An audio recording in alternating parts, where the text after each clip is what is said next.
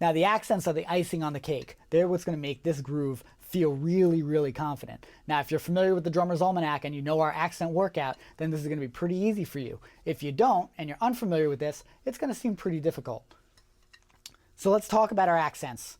First we got upstrokes and downstrokes. Now I want to do this in the informal style because the formal style is very rigid. So I want to definitely have that flow and that whip. So basically, you're going to alternate between downstrokes and upstrokes on every snare drum. 1, 2, end. Now notice that the downstroke. 1, whip, down. 1, 2, end. So there's your first accent. Now the next stroke is going to be a pull out, separated between those two snare drums that are in between that bass drum. So snare, bass, snare. Remember doing that? Instead of down, bass, down, you're going to go up, bass, down. Up, bass, down. So practice that. Up, bass, down. Up, bass, down. Now let's put those two feelings together. Hat, 2, end. That's what we have. Hat, down, up, down. Hat, down, bass, up, down. The second measure is going to be a pull out. Instead of just a downstroke, you're going to pull out because you also have the end to play on the snare drum. So you have 1 pull out bass, 1 pull out bass, up down bass, pull out bass. And you got to find that. Pull out bass. Now let's put both measures together. We have hat, snare, bass, up. Then we have. Now those accents are going to give it a whole different dimension when you start playing a little faster. So here's what it sounds like.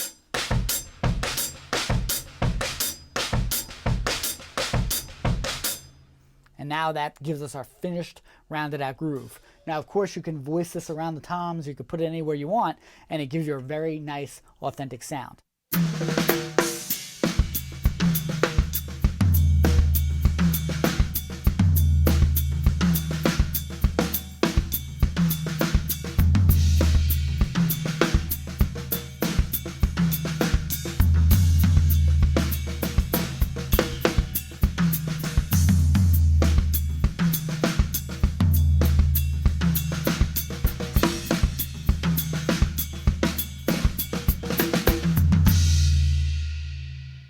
Okay, let's take that groove a little bit faster and show you what that sounds like.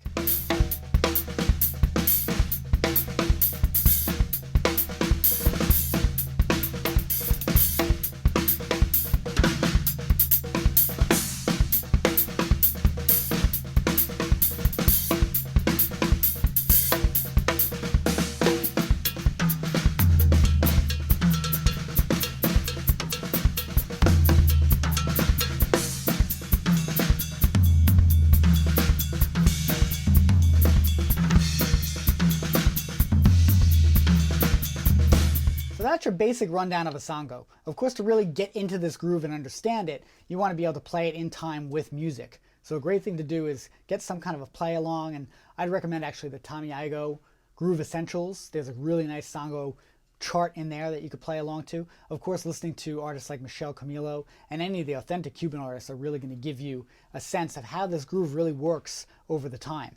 So the only way to really own it and understand it is to listen to that style of music and really get into it.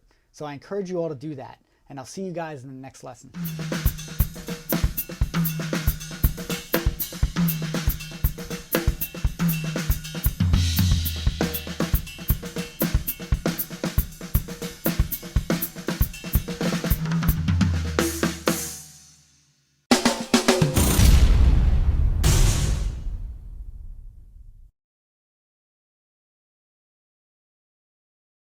If you've been checking out these drum lessons and you're really enjoying it, you'll notice that I always incorporate certain techniques that help me get the sounds to really feel good. In terms of this Songo exercise, if you notice, I was incorporating a lot of these accent techniques, which is upstrokes, downstrokes, things like that. Now, with the drummersalmanac.com, we practice this type of stuff every single day. And these are the little ins and outs and the little parts of your touch and your feel that drummers are missing. See, a lot of drummers play grooves like the Songo, and they just don't attack it the right way because they just don't have that feel developed.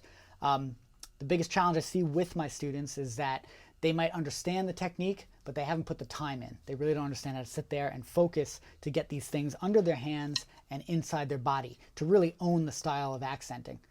This is the kind of thing we do every single day in the Drummer's Almanac. Takes the guesswork out of that kind of practice. You come in, you practice along with me, and we do these type of things together in a very concentrated routine. There's nothing else like this on the web. I really want you to check it out. So once again, it's thedrummersalmanac.com.